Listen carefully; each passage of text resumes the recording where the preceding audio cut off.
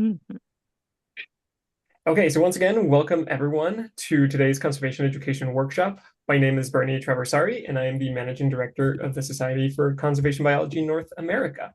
It is my pleasure to welcome you today to this workshop. This is part two of a workshop that we did back in the fall of last year. And I am so excited to have our presenters back and leading this part two. It's going to be great. So I always like to start our sessions by introducing SCBNA for those of you that are not familiar with our organization. We are a professional society dedicated to advancing the science and practice of conserving Earth's biological diversity. For me, that means that we support anyone and everyone engaged in environmental conservation in the US and Canada, and we do that in a variety of different ways. We offer professional development opportunities like today's workshop. We also host a number of research and publication journals that are available to members and non-members. And we also host a biannual conference, the North American Congress for Conservation Biology, the next iteration of which is taking place in just about 2 months in Milwaukee, Wisconsin. And I'll include more information on that in the chat for you all to see.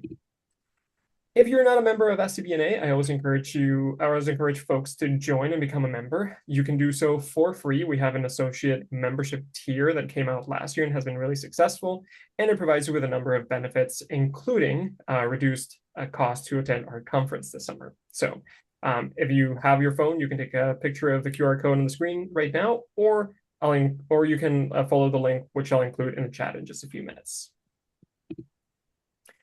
So today's workshop is organized by SCBNA's Education Committee.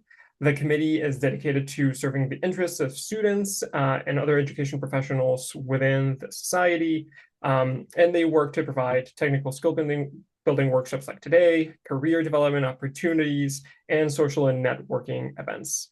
You may be familiar with our education forum, which took place last August and was the first of its kind. And we'll have another version of the forum this summer during our conference. So if you're planning on attending, please be sure to participate in that event. Otherwise, we'll be keep an eye out for other similar events in the future. Okay, so last little bit from me, I want to go through a couple of housekeeping items for today's presentation. The first of those is if you would like closed captioning on your screen, I suggest you turn that on your end by clicking on the corresponding button at the bottom of your screen. We usually record these presentations and turn on closed captioning on our end, but they don't always show up. So it's always better to have those turned on your end as well. Second thing to note is that the chat function is going to be available. We encourage everyone to use it, especially during the sharing portions of today's workshop. And then last but not least, you'll also have access to the reactions button at the bottom of your screen, which again can be used during the interactive portion of today's workshop. Okay, so now I would like to pass it on to our presenters, Mar and Joelle. I will let them introduce themselves, but I just wanted to say thank you once again for preparing today's workshop and for being back with us. Yeah. All right. Yes. Thank you, Bernie. Thank you for that wonderful introduction. Welcome to today's workshop, everyone. We're really excited to have a part two of this workshop. If we have people returning from our part one that we had back in November, welcome again. Thank you for joining us and talking about and exploring science poetry. To get us started, we'd like to invite you to drop in the chat your name, where you call home, and what kind of learners you work with, age or context or school. And while you're all working on that, I can introduce myself.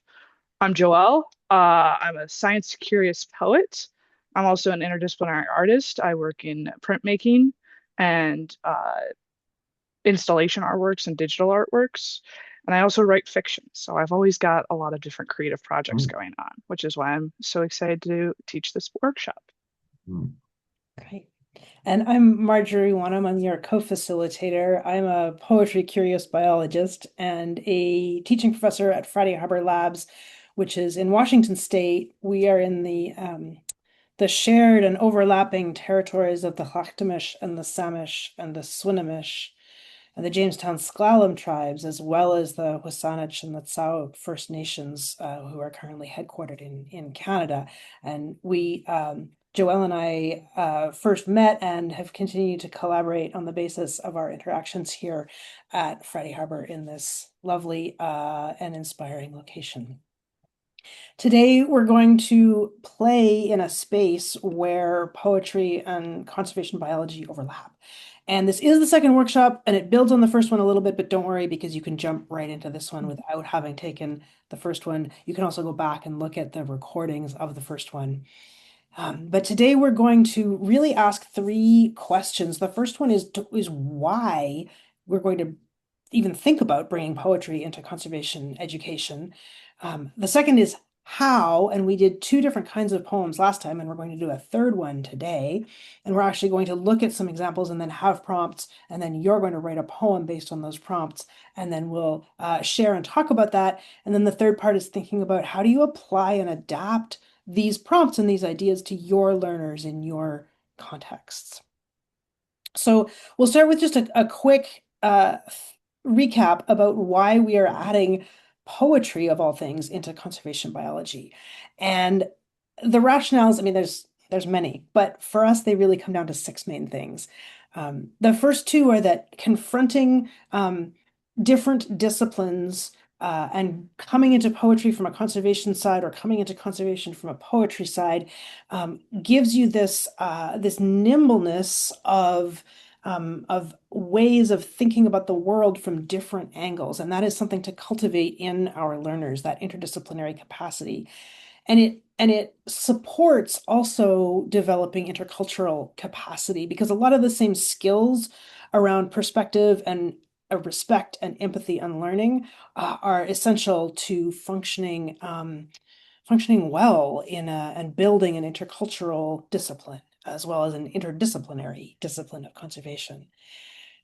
The next two are for the experience of the person who is engaging with nature, engaging with a conservation project, and engaging with poetry, because they're likely to have, your learners are likely to have experiences both of awe and wonder, and then also sometimes of dissonance, like, wait, what? I'm going to write a poem about an oil spill? What? And it is both of those kinds of reactions that when you as educators lead them through some reflection about it, really can prompt cognitive growth and development in a transformational sense. Adding poetry into conservation gives us another route to reconnecting with the nature that we all love and study. That's why we went into conservation biology, but sometimes we get disconnected from that. It connects us to ourselves by connecting us to other poets and other people's experiences of species and nature and conservation. And different kinds of poem prompts can also really encourage a reconnection to self. And those nested layers of reconnection are really at the core of a sustainable and long-term conservation epistemology.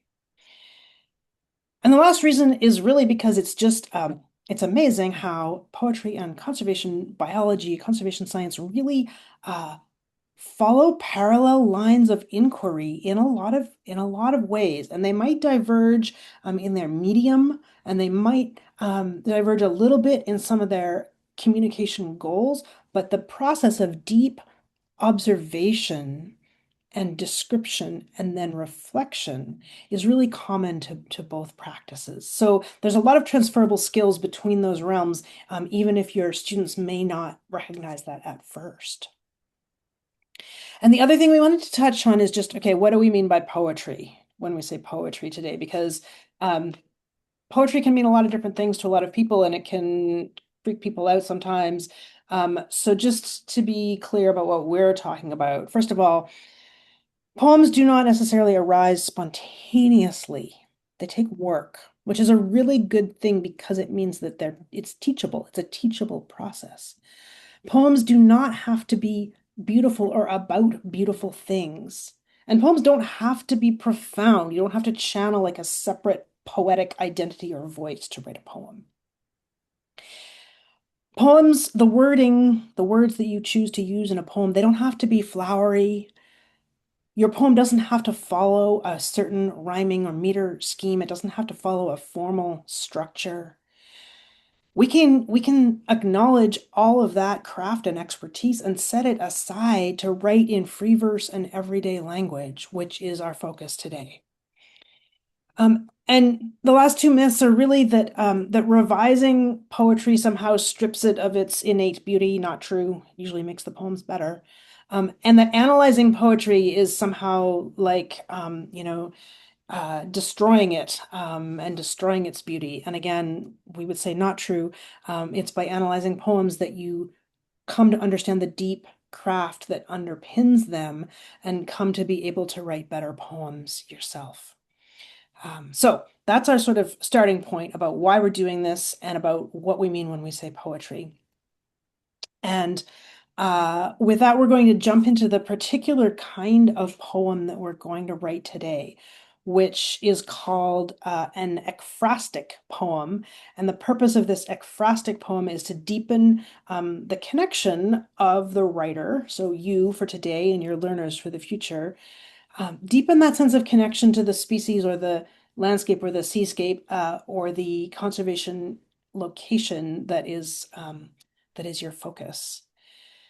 And the word, it's a Greek origin word, meaning to point out, to explain, to tell, and to really reveal the telling of, the description of a thing. And in classical antiquity, the word was used to describe anything, to the process of describing anything in vivid and elaborate detail.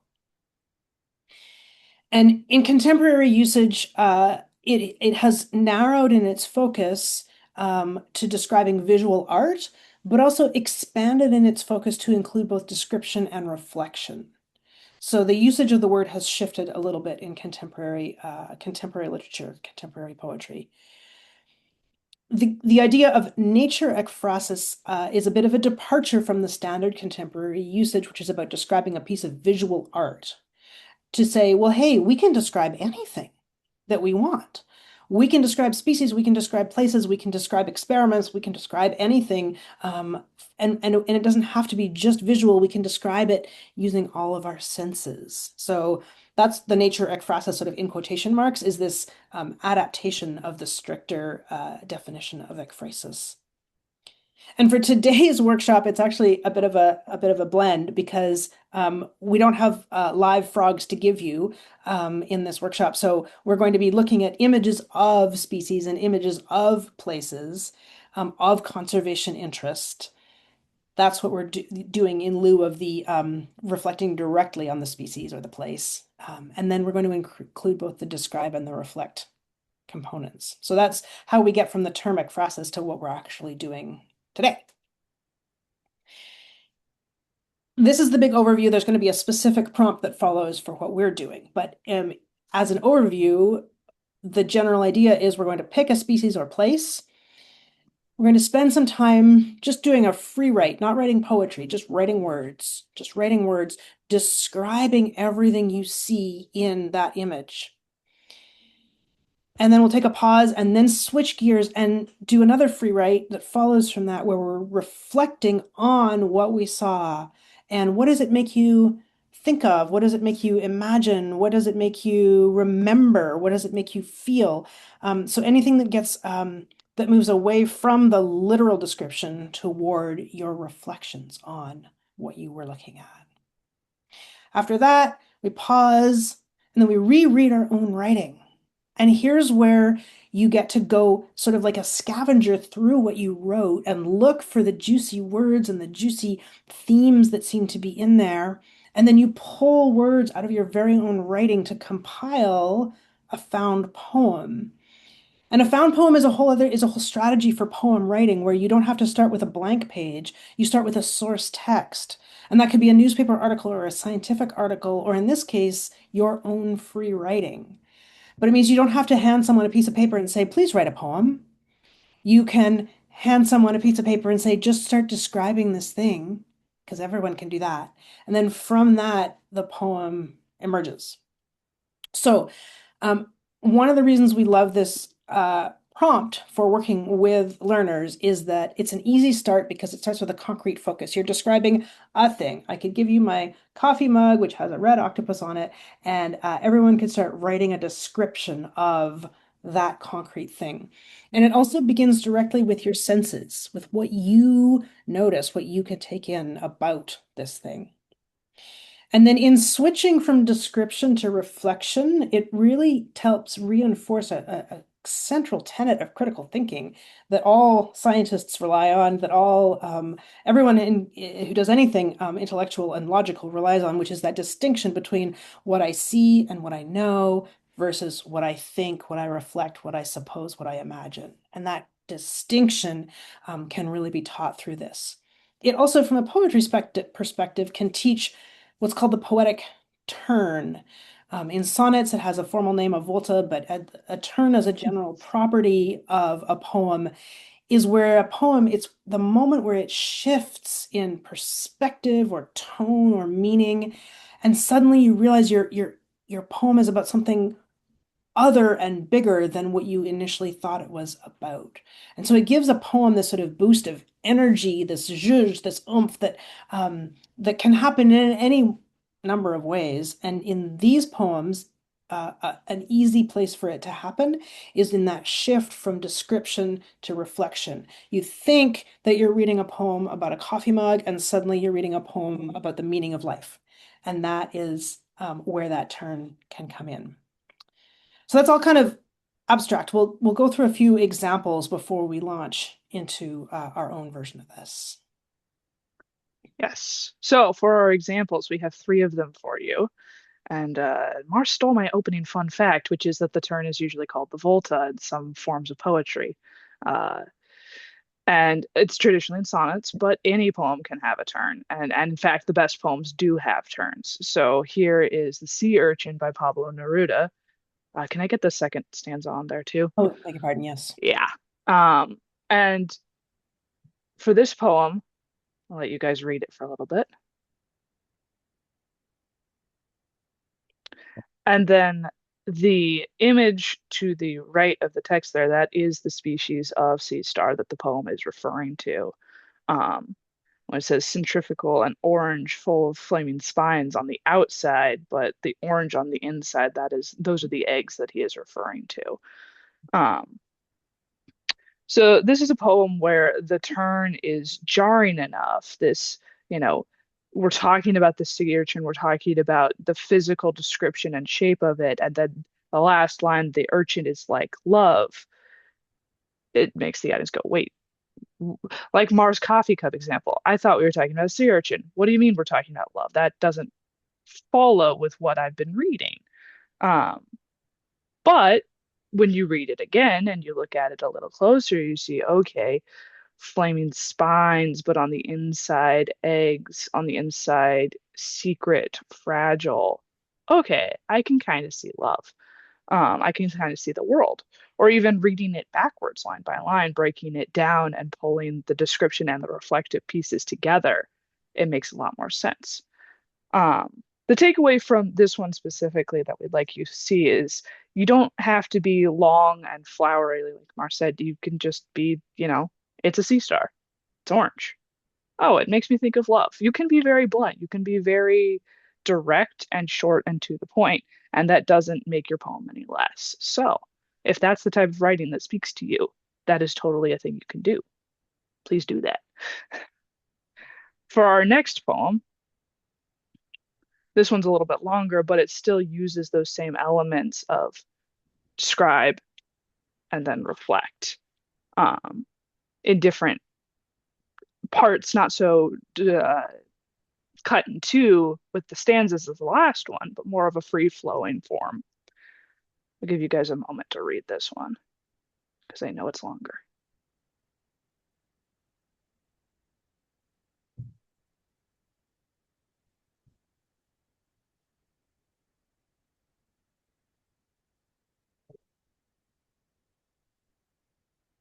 And then a very specific thing about this poem that I don't know how many of you are familiar with poetry and have picked up on the reference, but in the third stanza, we cannot know his fantastic legs is a very direct, almost a direct quote to a famous poem called The Archaic Torso of Apollo by Rainer Maria Rilke, where it says, we cannot know his legendary head. And in this poem, we're talking about a green crab shell, but in that poem, we're talking about the speaker's describing a half-destroyed statue of the god of Apollo that has been reduced to simply the torso. And thus the speaker is speculating on how the trunk reveals the whole body. But in this poem, we're looking at a half-destroyed shell of a green crab and speculating on how that reveals things inside the crab, how that makes us feel differently about the crab. So there's an extra layer to the description aspect of this poem. It's not just describing, it is also pulling in an outside poem, more outside knowledge, and describing with reference to this greater metaphor. Uh, so by connecting the green crab to the torso of Apollo, the author is elevating the simple shell to the level of a marble sculpture and like classical mythology. It becomes an object of fascination, a symbol of time gone by and gestures at history that we are trying to remember. It forces us to reimagine what we might think about invasive species, and how we might feel about them without their context. But by giving them a different context, it changes what's going on here. And then, of course, with that turn at the end, the symbolism, the demise of the crab shell and the destruction of the Apollo statue forces us to think about our own end, but also what beauty might live on after us. So it's this really complicated, pulling in a lot of different things. You can make your poems as rich as you want them to be. And, to the people who know what's going on, they'll get it. And it's really fun. It's like uncovering a puzzle. It's a great time. So yes, please make your poems complicated if that is what you would like. And then for our last poem, specimens collected at the clear cut. So this poem is a lot more unconventional than the last two. The last two more traditional forms of writing with stanzas and line breaks. This is more like prose poetry, and it's a completely, totally, you could do this. Like if you're scared of poetry, this is as easy as it gets. Just make a list. It's really fun. Um, we've abridged the poem a little bit, but basically the author and the speaker is just walking around this clear cut and noticing things they see. Um, because poetry is an art of noticing, and science is too, which is what makes them so compatible, like we were saying. Uh, Unlike the last two poems, the reflective element of this poem doesn't get a whole lot of space compared to, items 1 through 9 are describing just different items, but then item 10 you get two little lines of reflection. Um, but that's enough for this. This makes it work. So if your description feels like, oh, it's all description and it's not enough for reflection, that's okay too. I'll, it's not an exact ratio that you have to make. It's just whatever you're noticing and then whatever you're thinking about what you're noticing. Have those do a little bit of a dance between them. Um, that's it. Basically, poetry can be whatever you need it to be. And so let your science tools of noticing serve you well when you're, making what seems to be very flowery and what seems to be very artistic. Treat it as a science if that makes you feel more comfortable. Great. Thanks, Joel, for those examples. To get us sort of warmed up, here's the vision of what's going to happen, and then we'll show you the images that we're going to use as prompts today. So, and this is the prompt written as you might write it for your learners. So first, choose an image or an organism or an object, maybe a feather or a rock or a shell, or a place that you want to observe. Get yourself set up indoors or outdoors. And then for our purposes, we're going to take 7 minutes to describe what you see. And the only rule is don't stop writing. So you can be writing by hand, you can be writing on your computer, whatever makes the words flow for you. No deleting, no editing, no going back, no pausing. You're not writing for perfection here. You're writing to get as many words on the page as you can to describe what you see, not what you think you see, but what you actually see in this case, an image of something of conservation interest. And then we'll cue you at the end of those 7 minutes to switch gears and start writing about what you feel as you look at this image, or what you imagine or recall or wonder. And after another 7 minutes, we'll cue you to then pause and reread your writing, now looking in it for those little Easter eggs, the juicy words, and any themes.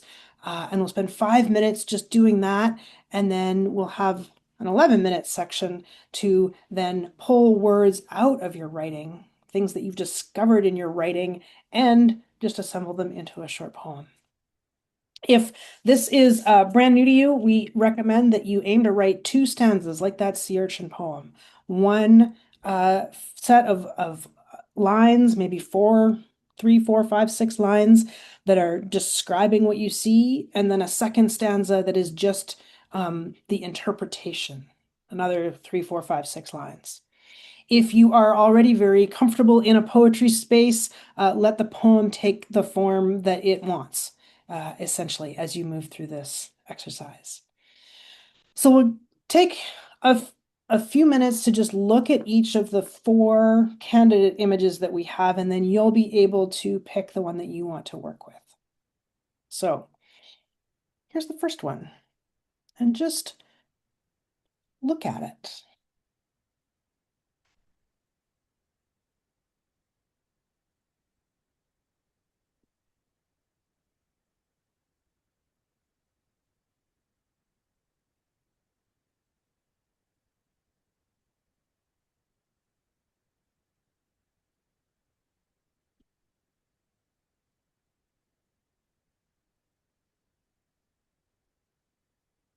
You might start noticing shapes and lines and places where there's rounded shapes or straighter shapes or more or less contrast. Here's another one to think about.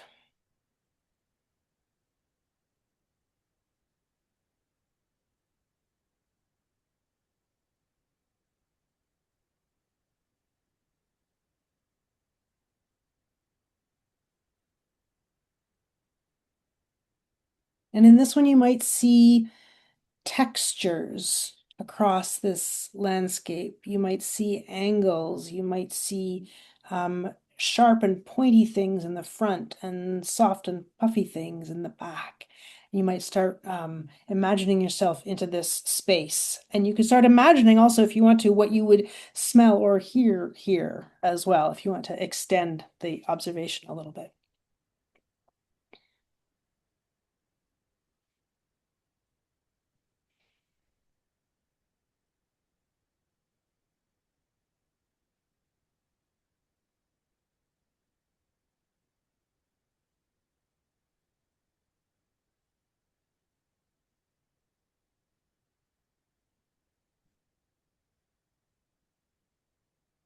Here's another image where you have a strong foreground and then a more complex background. And that foreground again has really key contrasts in texture, and it tells a story. And so your challenge here is to spend the first part of the prompt just describing what you see and not getting into the story of what you think might have happened here. And then the second part of the poem can start to think about the story.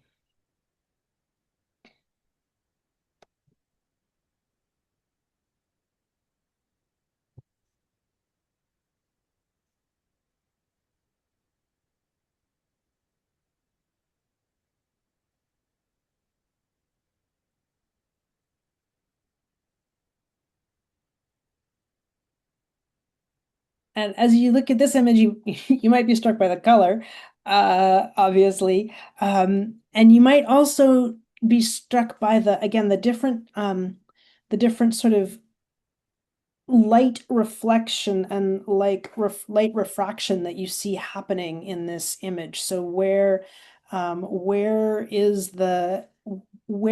the transparent places? Where is the light bouncing off? Where is the light getting absorbed? Where are you seeing darker and lighter spots? What are the hidden spots that you can't see in this image? Those are the 4 focal images. We're going to come back to a picture of the images and the links to these images will be posted in the chat, so you can pick the one you want. So before we do that, we're just going to recap the instructions. And as I said, we'll cue you through this so you don't have to remember this or write this down. But you're going to start with a free write about what you see. And then we'll follow with the next prompts. Does anybody have any questions? If you have any questions, feel free to raise your hand or pop it into the chat right now. I'm screen sharing, so I don't see the chat, but Joelle or Bernie, if you see any questions pop into the chat, can you just flag them? Will do. We're good to go? Okay, great. If you have any questions as we go along, feel free to pop them in the chat. But for right now, here are the 4 images. Pick the one that speaks to you and go to the chat for the link to find the larger version of it. And start writing and don't stop until we say so. Ready, set, go. Take this. Thanks, Bertie, about how you would take this into your classroom spaces.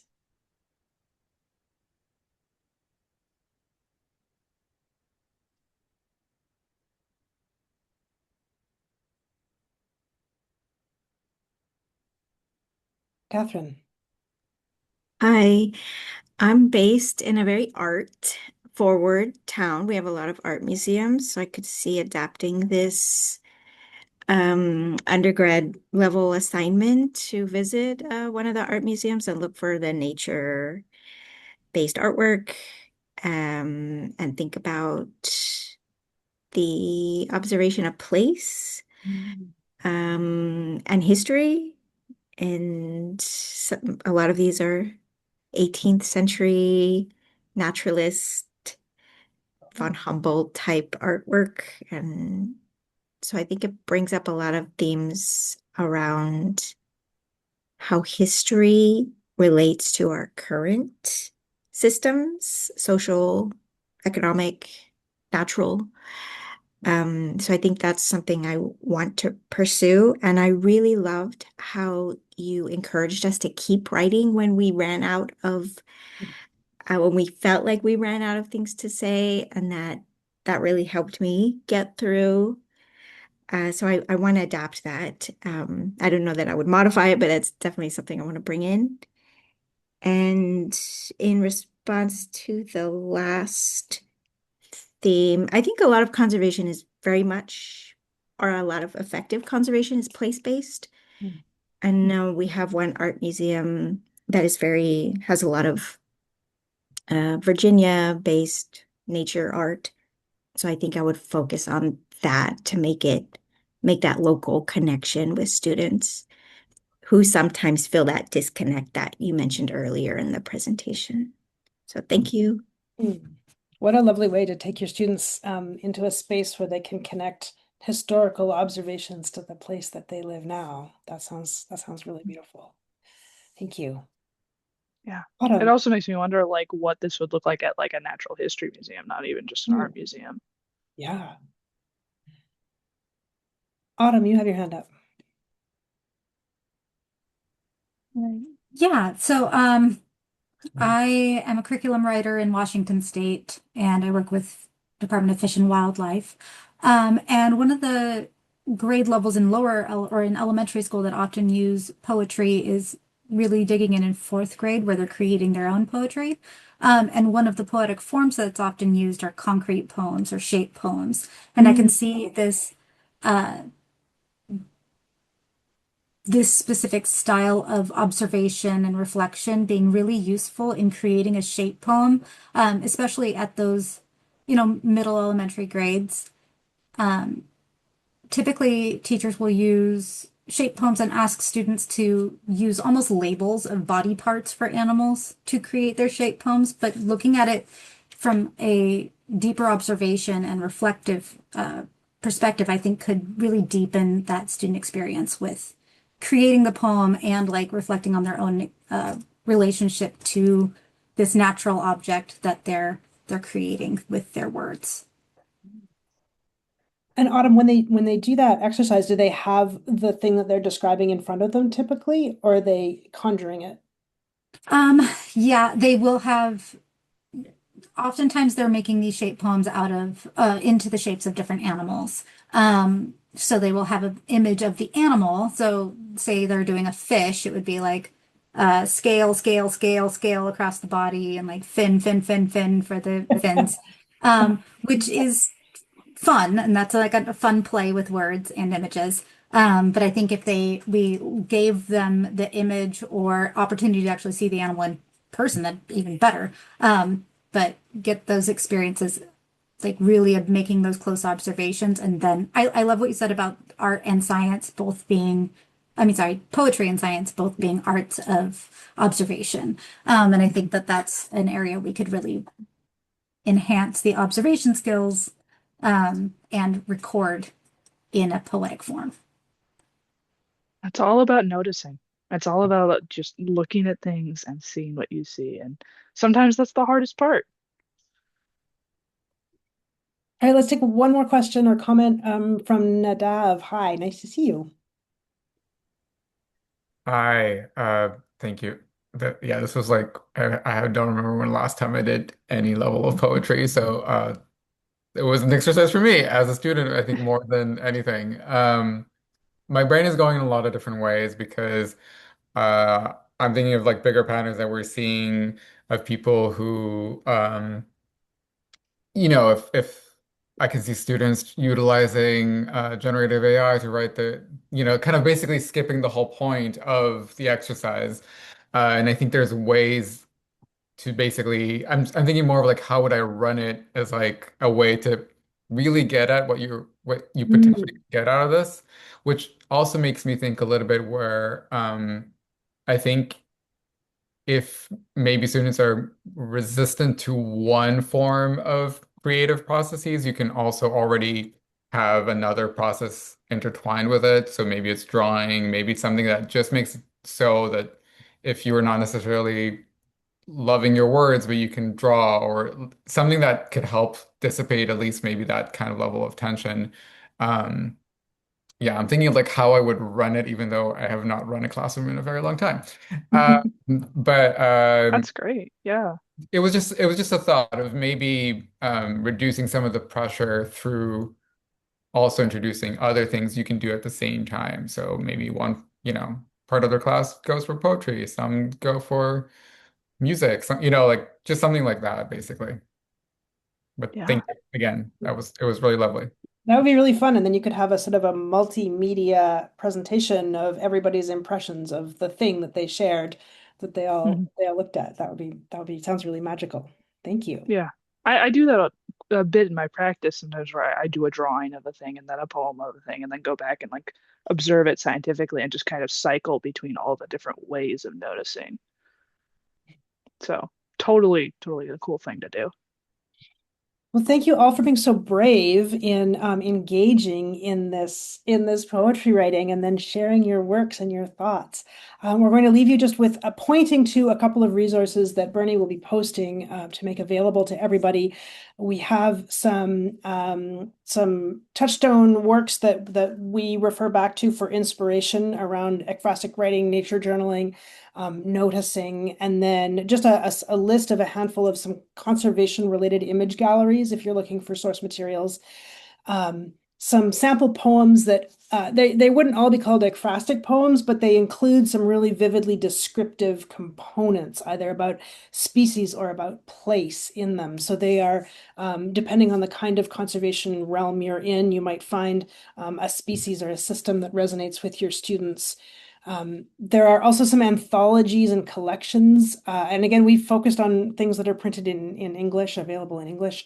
But these themed conservation collections and anthologies are great sources to dip into for inspiration. And then broadening out even further, these are some science poetry projects that are worth just keeping an eye on online to see what people are doing in broader spheres. Some of them are specifically education spheres, and some of them are beyond that. But there are some neat examples in there that can be adapted to classroom purposes. So thank you all so much for the lovely energy that you brought today. And we'll turn things back over to Bernie to wrap up for us. Well, I would just like to echo that thanks to everyone for being here today. And thank you, Mar and Joel, for another fantastic workshop. This was great. I'm so excited we were able to do a part 2. I'm hoping there's a part 3 in the works too. So for everyone, Mhm. keep an eye out for that. And as a reminder that the recording for today's workshop will be available on our website, along with all of the resources that Mar just showed. So thanks again, everyone. I hope you have a great rest of your week.